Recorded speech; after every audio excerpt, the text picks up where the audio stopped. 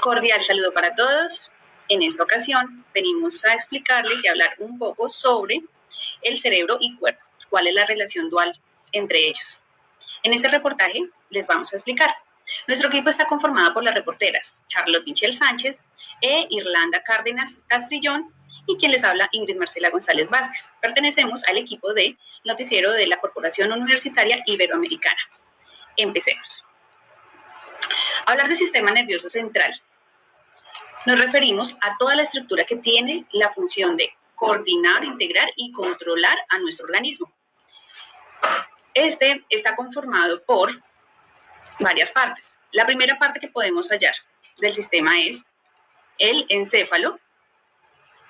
Lo vemos en esta diapositiva, el cual es un órgano que forma parte del sistema nervioso central y que está ubicado en la corteza cerebral. Se ocupa de regular la mayoría de funciones vitales como el apetito, la visión, las emociones, el pensamiento, entre todas, en los seres humanos y en los vertebrados con encéfalo.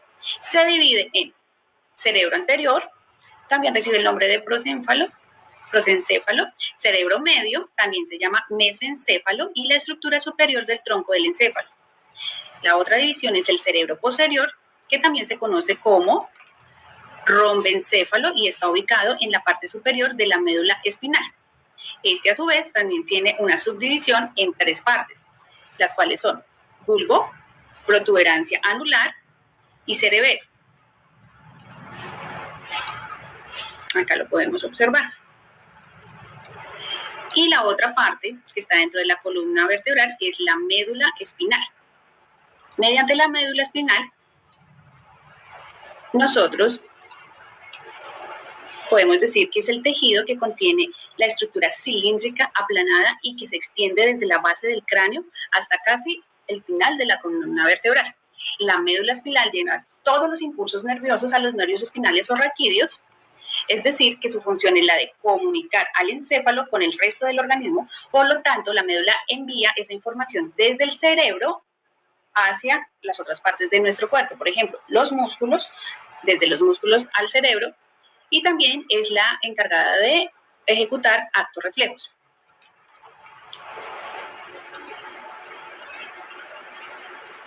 Una de las funciones de nuestro sistema central encontramos varias, que son bastante importantes para el desarrollo y el día a día de nuestro organismo y de nuestra vida.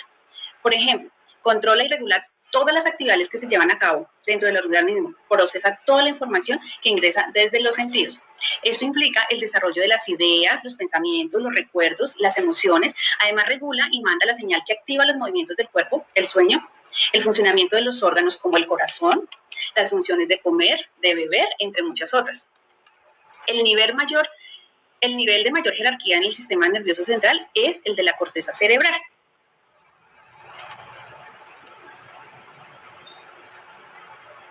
A través de ellos hacemos que regulemos muchas de las actividades que nosotros como seres humanos realizamos. Es decir, nos permite que tengamos la percepción de ser conscientes, nos permite que tengamos memoria, nos permite el lenguaje, el razonamiento. Luego de esto, pasamos al cerebelo y los ganglios basales, que son los encargados de controlar el movimiento de forma consciente. Por su parte, el tronco del encéfalo se encarga de las funciones involuntarias como el mantenimiento del equilibrio, controla la presión del organismo, ejecuta movimientos automáticos como son la respiración, los latidos del corazón, masticar, entre muchas otras.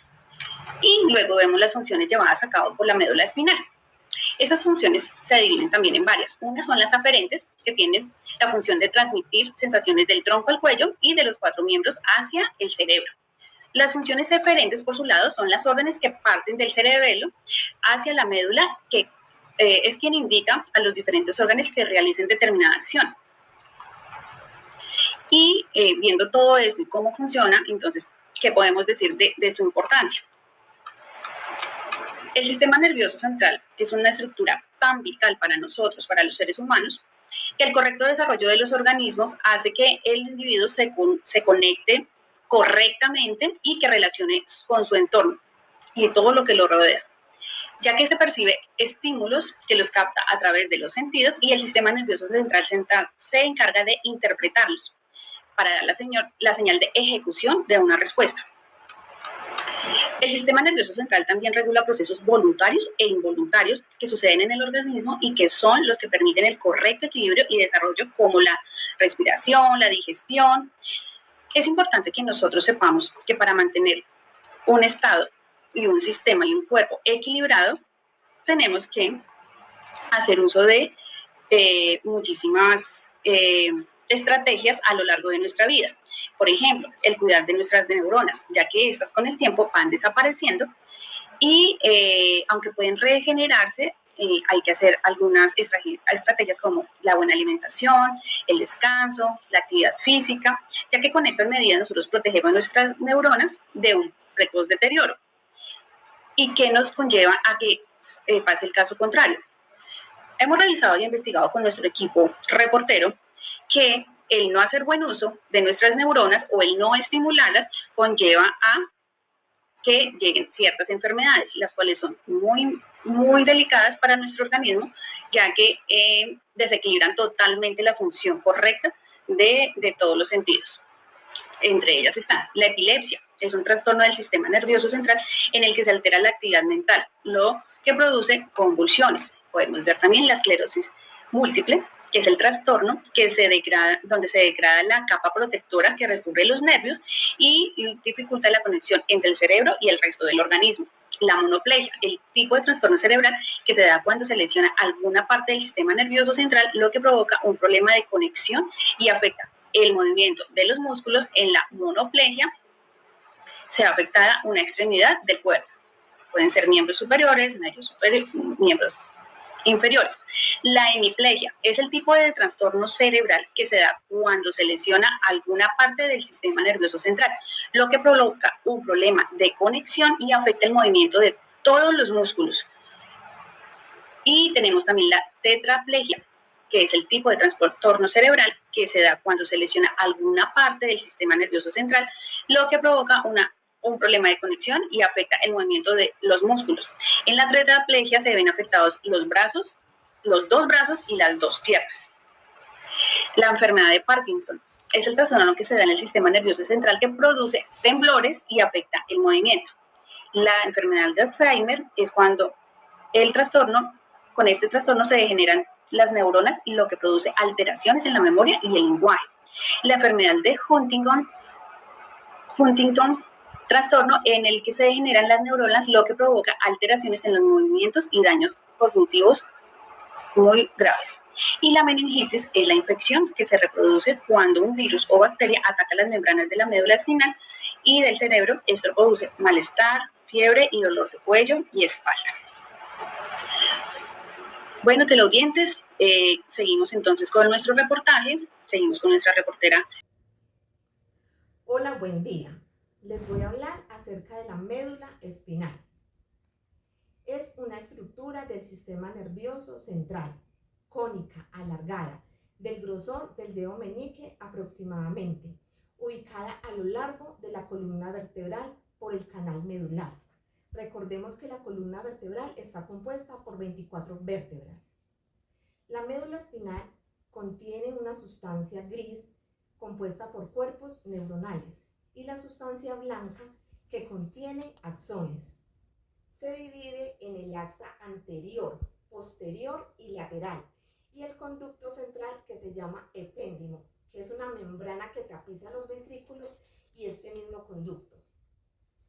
La función principal de la médula espinal es distribuir las fibras motoras a los órganos efectores del organismo, las glándulas y los músculos, y recoger la información somatosensorial para transmitirla al encéfalo. Ella tiene autonomía, pues varios circuitos de control reflejo están localizados en este órgano. Dentro de las lesiones que puede tener están los traumatismos causados por los accidentes o las caídas. Debido a esto, se puede perder la sensibilidad o la movilidad.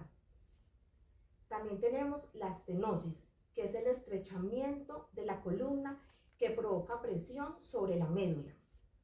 La espina bífida es un defecto de nacimiento en el cual el tubo neural de un bebé no se desarrolló adecuadamente. Muchas gracias. Le doy paso a Charlotte. Me presento, mi nombre es Charlotte Sánchez y hoy les voy del cerebro y sobre la relación dual.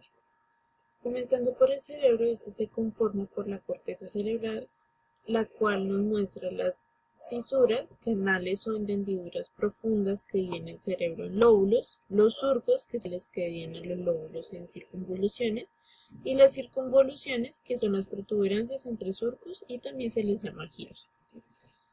El cerebro también se divide en lóbulos, los cuales son el lóbulo occipital, que se encuentra ubicado en el anterior del hueso occipital y su función es el centro de procesamiento visual.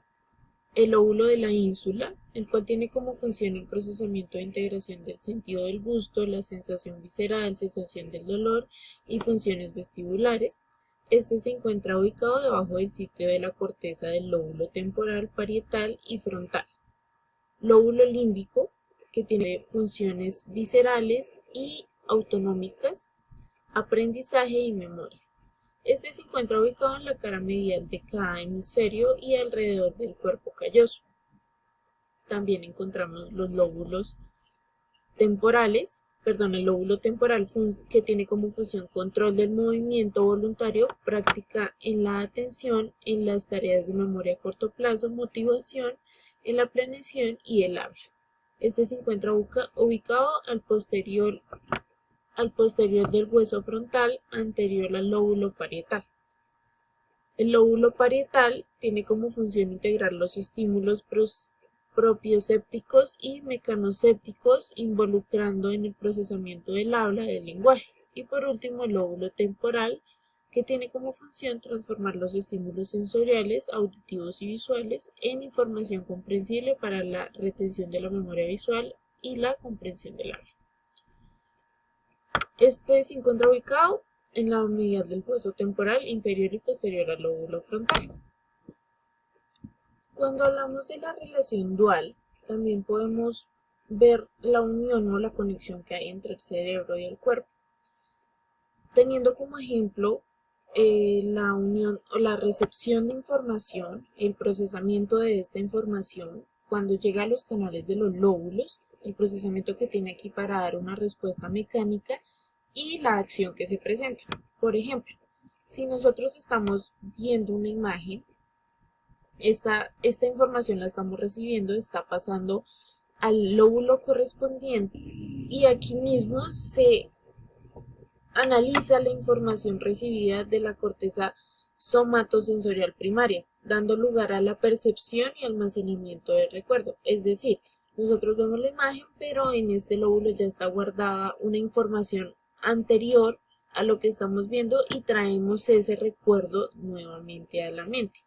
Un ejemplo podría ser cuando estamos escuchando noticias y ya sabemos que hay personas en ese canal que ya le reconocemos la voz y ya sabemos quiénes son. Entonces, al escuchar la voz, pero no los estamos viendo, nuestra mente trae consigo la imagen que ya teníamos reservada de esa persona y lo podemos ver.